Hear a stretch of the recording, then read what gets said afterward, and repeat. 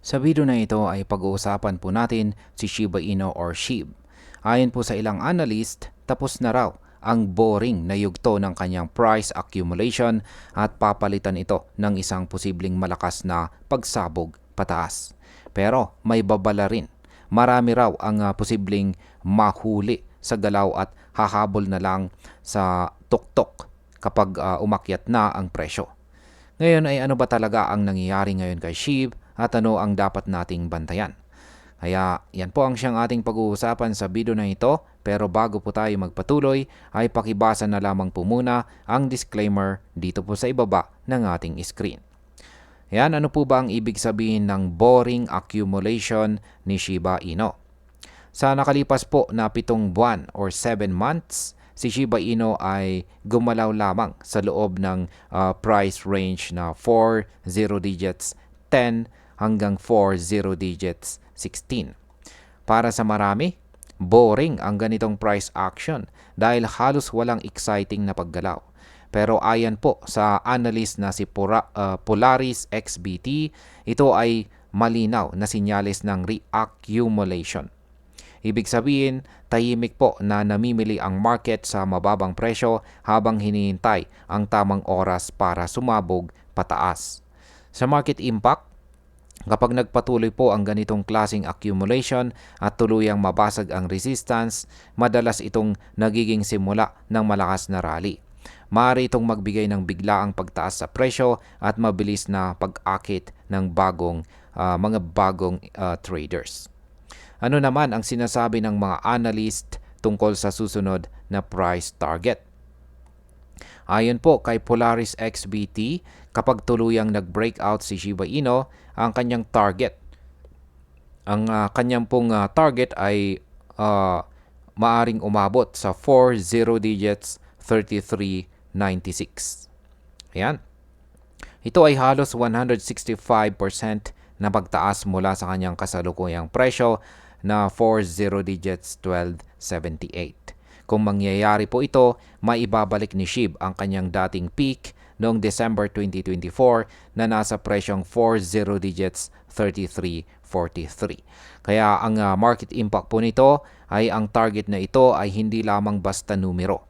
Kapag naabot po ni SHIB ang 4 zero digits 33.96, posibleng magdala po ito ng panibagong wave ng hype at saka FOMO, kung saan maraming late buyers ang hahabol kahit mataas na ang presyo.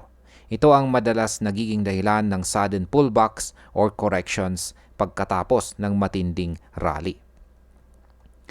Ngayon ay siya lang ba ang analyst na bullish kay Shiba Inu? Hindi lamang po si Polaris XBT ang nakakita ng ganitong sinyales. May iba pang analyst tulad po ni Jihavian Goals at saka Javon Marks na may halos kaparehong prediction. Ayon kay Jihavian Goals, si SHIB ay posibleng pumalo sa presyong 4 zero digits 335.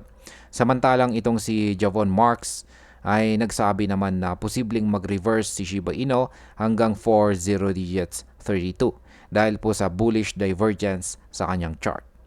Ngayon, kapag marami pong analyst ang nagsasabi o nagtuturo sa isang parehong target, lumalakas po ang confidence ng mga traders.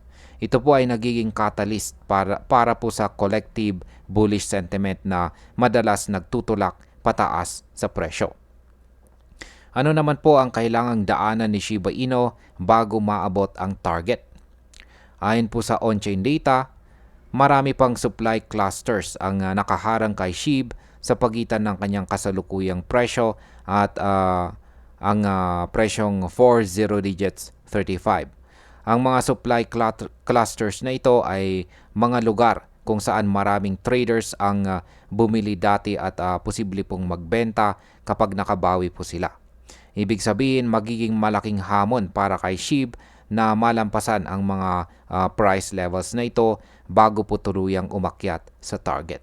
Sa market impact, kung magtagumpay po si SHIB na malusutan ang supply clusters, magiging mas matibay po ang kanyang rally.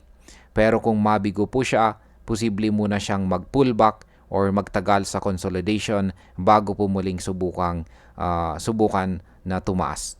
Ayan, or umakyat.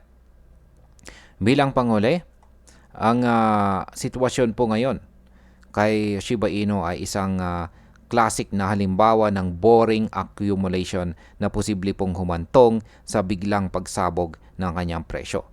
Marami ng analyst ang sabay-sabay na nakakita ng bullish setup at malinaw na may mga target na naglalaro po sa 40 digits 32 hanggang 40 digits 34.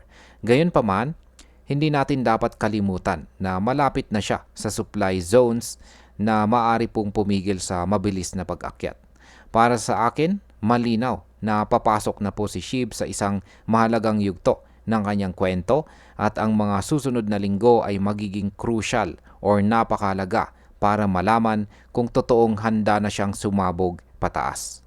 At ayan, hanggang dito na lamang po tayo sa video na ito mga ka-crypto. Marami pong salamat sa panunood. Ingat po tayo lagi at God bless po sa ating lahat.